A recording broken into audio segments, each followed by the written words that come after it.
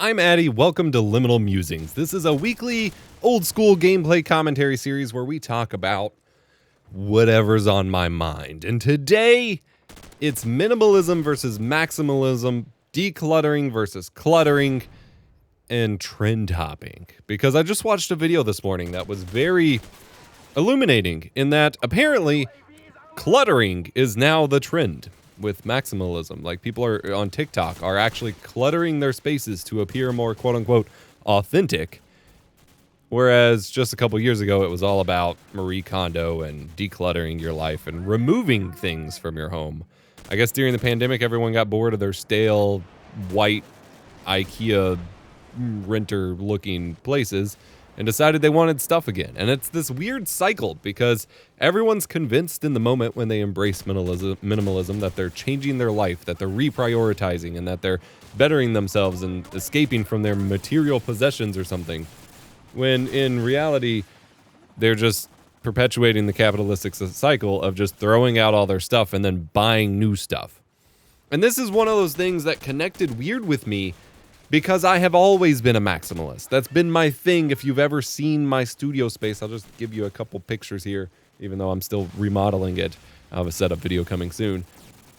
Due to the way my brain needs constant stimulation and the way I do a million things in different niches and hobbies and whatever, my philosophy, my way of living has always been kind of maximalist. Like, get everything I can out of everything I've got and use up all my space. If you see my walls, that's not good. That means I'm wasting space. If I'm not getting the most out of everything, what's the point in having it? And in a way, that becomes minimalist itself, because what's the point of having like a nice drawer system for you to have like one pin in each cubby or something? Like, I cannot stand that stuff. And for years, I get all sorts of complaints and comments and whatever of people who act like I'm just a hoarder or something, when in reality, I'm getting rid of stuff all the time. I don't take in that much stuff. I just have a lot of hobbies, a lot of jobs, and a lot of ongoing projects. And so my desk space is constantly cluttered because I have tons of stuff, or I'm doing a lot at once. But now, suddenly, the thing that I was like most hated for, arguably, online is coming into fashion again. And it feels really weird because this happens all the time. And like my interest in 80s aesthetics and, 80s synth rock and neon and all that and glitchy stuff separated me from people for almost probably more than 10 years. As people were just like, why don't you go all clean, corporate, and modern? And I'm like, I would rather die. And I stuck to my guns with this. And then suddenly within the past like 4 years-ish, that's become the new hot trend in terms of like visual design and whatever. And now we're seeing the same thing where I've spent my life always plastering my walls and, maximizing my space and having clutter just inherent to the way that I live and obvious ADHD things or whatever. And now that's a trend. And it feels weird.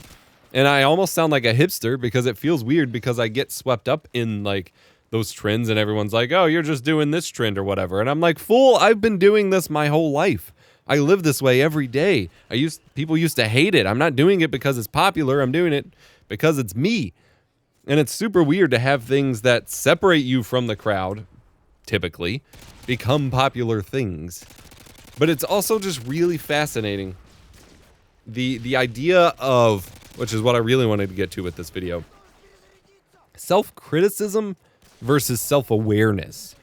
Because the whole deal with all the minimalism, the Marie Kondo trends, like all these things that people latch onto, people are easily influenced because these trends are worded and targeted in a way to appeal to the problems in your life, to appeal to what's missing from your life, to what you don't like about your life, and convince you that you're going to like it, that you are going to renew yourself or better yourself through this so that you will ultimately be happier, even though it's addressing something that has nothing to do with your happiness.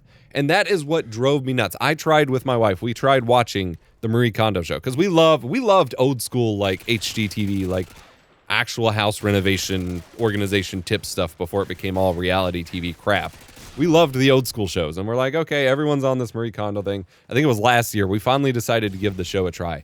And the very first episode is about a married couple who has so many marital problems that need to be resolved through couples therapy, through counseling, through so many things that have nothing to do with the clutter in their life. And even, I will give her credit, Marie Kondo's like actual approach as she herself comes into the show is not to address any of this. Like, she is not feeling responsible for this or acting like she's going to fix it. But the show itself is played up in this way as if this is the solution to their marital problems and their relationship problems and the wife's like lack of fulfillment in life and all of their weird relationship dynamics, and that they have effectively fixed it by the end, even though many of the like red flags are still there.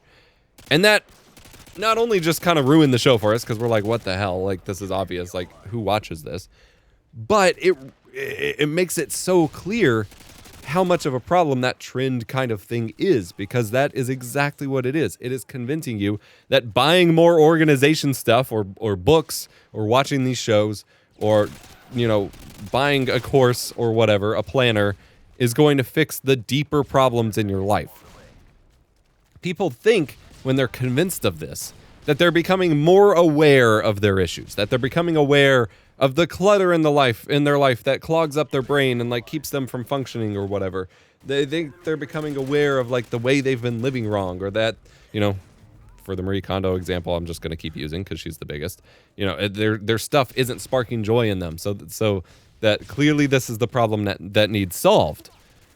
But that's not self-awareness. That is self-criticism. Self-criticism is looking at things, and instead of accepting them, acknowledging them, or just being aware of what they are, it's saying that it's wrong, that the way that you live is wrong, that you are doing something wrong, that something is wrong with you. And that's not really the case most of the time. In reality, just a lot of us just live different. A lot of us function differently, have different needs, have other problems. And like, yeah, if things are rough in your life, you're probably going to have more clutter. You're probably going to be behind on chores, whatever. Renovating your storage and throwing out a bunch of old clothes that you're nostalgic for and you were keeping because they made you feel good or something, although arguably, you know, spark joy is convincing you to keep that stuff. But like, you know, redoing that, especially without establishing new behaviors and new systems in place to handle your clutter and stuff differently in relation to whatever real problems you have, that doesn't fix your life. That doesn't fix your problems. It just convinces you things are great for a couple months, and then it falls apart again. It's like the Pimp My Ride cars that fell apart within 6 months. You're putting lipstick on a pig here. You're not fixing it. And it's so bizarre because on one level, with any sort of trend, bandwagon, whatever like this, it is easy for me to see how a quote-unquote person could fall for it or be swayed by it, be influenced by it, whatever. And I myself am victim of this sometimes too. Like, I am not immune to it. There are plenty of things, especially with my ADHD project hopping dopamine seeking brain, where if I see someone do a cool project and it just happens to hit the right happy button where I'm like, I want to do that too, I have spent way too much money buying supplies and tools and equipment to do the thing because I saw someone else doing it. So it's not like I'm immune from it. I just make it part of my work or my job. And that, I mean, I do have plenty of abandoned projects where I've spent a couple $100 and just have to donate whatever I got or something. I have a bucket of that kind of stuff I'm going through right now in the studio. But broadly speaking, the kind of trends that like really can, like, I'm not fooling myself into thinking I'm going to become a carpenter or a painter or a woodworker or something. Like when I watch Adam Savage videos, I'm not going to become this person or fix whatever's wrong in my life by doing the thing. I just think it'd be cool to experiment with doing the thing. I think it'd be fun. And anyway, what I was trying to say is whenever I see people falling for these trends, it is easy for me to wrap my head around this idea that someone somewhere would fall for it. Because of course. But what I can't seem to wrap my head around most of the time is how so many people would fall for such a thing. Like millions of people fall for this and just completely lack any self-awareness. And I think it comes down to the fact that in this day and age, with how much media and just like ideas we are exposed to, that is allowed to pass through our brain, it is almost impossible for the average person to be deliberate in their choices. They don't have the time, or at least they don't take the time. There are so many ideas running in to out, and you don't want to miss out. And of course, FOMO, the fear of missing out, is super real. If everyone else you know is like decluttering their homes and looking nice and neat, you want to be a part of that, so you don't want to miss out. So you want to jump on it as quickly as possible. Thus, you're pressured to not be as deliberate with your choices. But you should be. You should be looking at all of those kinds of big choices, especially if it's some sort of bigger life problem, and taking it one step at a time and being like, what about this is speaking to me? What do I think it will do for me? How will it do it? How will I sustain it after the happy button moment of buying the thing is gone? How will I sustain it after I throw out this box of stuff? Like, how am I going to keep this from happening again? Because I think on average, on a smaller, like a micro level, each individual person is going to declutter their house every few months because the clutter just builds back up. When the Marie Kondo strategy was supposed to be, you do it once, you spend like a year reevaluating everything, and then you've got the new systems and you're good. But all the Americanization version of it and commoditization version of it dumbs it down to a process that you're inevitably going to just repeat every year at the least, if not sooner, because the clutter just builds back up. But on the macro scale, I think what we're seeing from the trend of decluttering to maximalism and minimalism to maximalism happening is basically that same cycle, but on the grander like time scale of, as a society, we decluttered for so long, but now inevitably, we couldn't sustain it, and so we are recluttering because that's just how it works. We didn't actually change how we functioned as a society. We didn't build more sustainable products. We made progress towards repairability and right to repair, but like, we didn't necessarily normalize it in the population. All of those kinds of things just cycled back on itself. And so I guess my parting wisdom, the thing I want to leave with you, I guess, is whenever you watch something or you're told something and you feel the compulsion to go buy it, go buy the thing, go invest in the new strategy to change something major like that might change your life. Get a piece of paper and a pencil or a pen and start outlining. Like, really just make like a bullet list or something of what will it do for you? How will it do it? Tangibly, not just vaguely like, oh, I'll feel better. No, tangibly, how the hell will it make your life better? What will change day to day?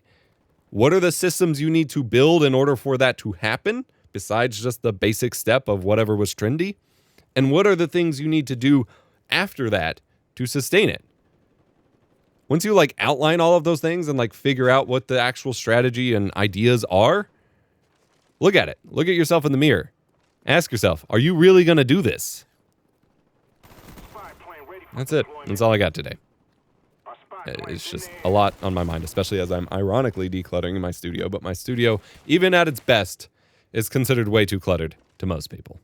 Hope you enjoyed. Go check out this other video about how I manage all of my passions and hobbies and whatever. Past episode of this series, or this video over on my art channel, which is like an extended cut of that, way longer, with tons of like actual process shots and stuff in the frame showing you how I do what I do. I do hope you enjoyed this video. Remember to be kind. Rewind.